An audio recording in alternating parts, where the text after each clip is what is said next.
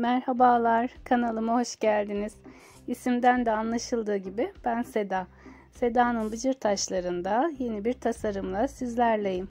Eski tabaktan yeni bir tasarım yaptık. Umarım beğenirsiniz. Eminim hepimizin evinde böyle tabaklar vardır.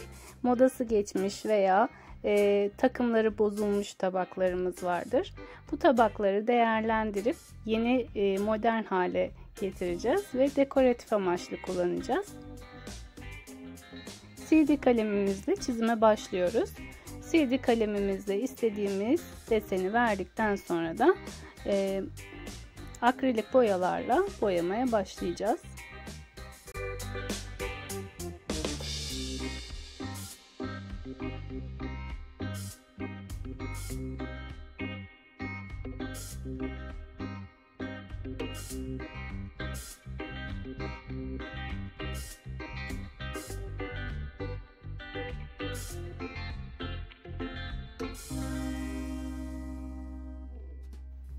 Akrilik boyamızı sulandırmadan direkt boyuyorum.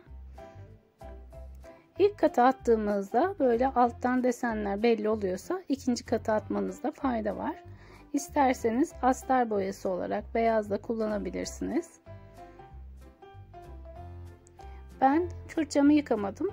Çünkü sarıyla turuncu birbirine yakın renkler, rengi bozulmayacağı için böyle açık biraz turuncu rengi elde ettim. Karışımlar yaparak da renkler elde edebilirsiniz. Akrilik boya dışında burada kullanabileceğiniz ne olabilir? Porselen kalemlerimiz var. Porselen kalemleriyle daha pratik olabilir aslında. Ve onları fırınladığınız zaman daha kullanışlı olabilir. Ben sadece dekoratif amaçlı kullanıyorum. Bunları boyadıktan sonra vernik diyeceğiz. Verniğimizi de bir gün arayla 2 kat kullandığımızda daha kullanışlı olacak. Özellikle de 21 gün boyunca suya değirmezsek daha da kalıcı olur boyalarımız. Dekoratif amaçlı olduğu için de çok suya maruz kalmadığından çok da boyalarınızın yıpranacağını düşünmüyorum. Bu şekilde renk renk boyadım ben. İstediğiniz şekilde sizler de boyayabilirsiniz.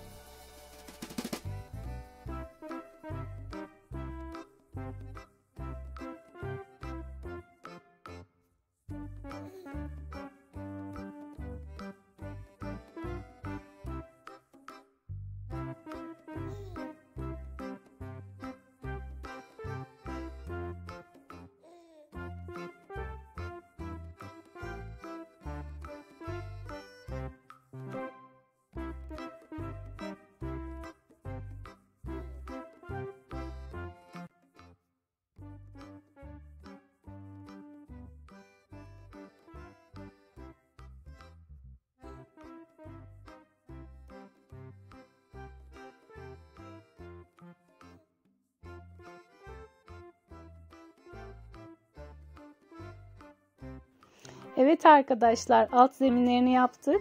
artık ufak tefek detaylara geldik. Onları da yavaş yavaş yapacağız. Bu şekilde yuvarlaklardan yardım alırsanız daha güzel olur tabii ki. Bunun dışında size söyleyebileceğim önemli detaylar. Boyalarınızı 2 kat kullanacaksanız boyalarınızın iyice kuruması gerekiyor. Çünkü ikinci kata attığınızda alttaki boya çıkabiliyor. Bunu da acele ediyorsanız, bir an önce boyanın kurumasını istiyorsanız saç kurutma makinesiyle hızlı bir şekilde kurutabilirsiniz. İyice emin olduktan sonra boyanızı ikinci katına atabilir veya verniğinizi de aynı şekilde iyice kuruduktan sonra sürmelisiniz. Bu önemli bir detay. Onun dışında böyle yıldızları yapmanız için kürdan kullanabilirsiniz mesela. Fırçayla istediğiniz şekilde yapamıyorsanız.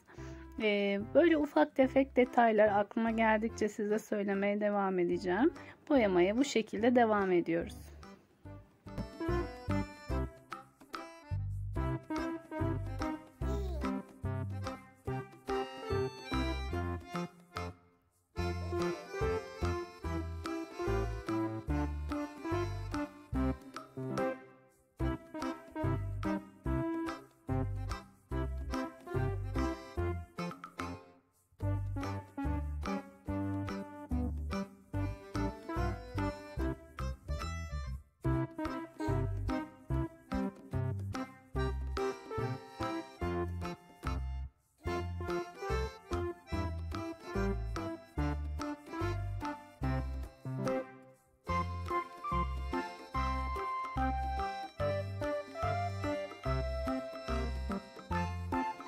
Evet arkadaşlar, boyamaya devam ediyoruz. Ufak tefek detaylardayız.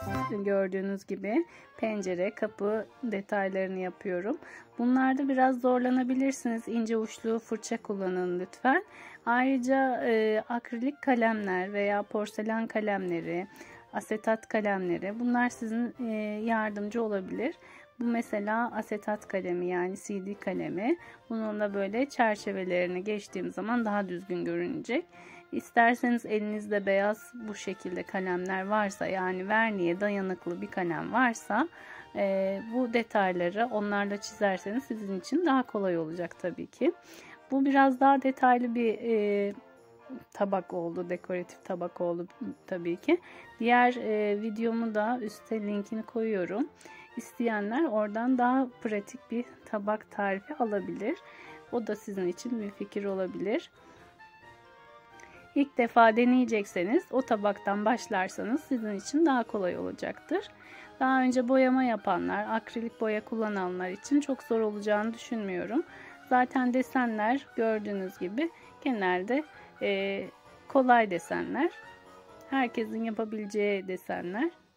Burada mesela alttan tabağımın deseni belli oluyordu. Ben de o tabağımın desenini aynı şekilde uygulayarak eve bir desen uyguladım.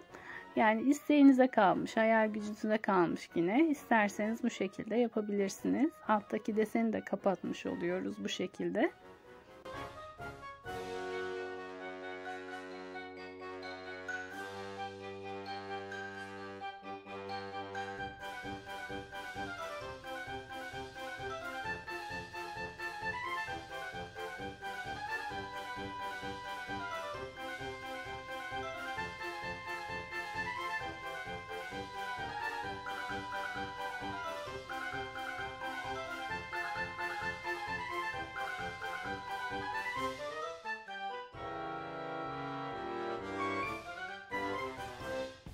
Bu tür çizimlerde geometrik çizimler çok yakışıyor.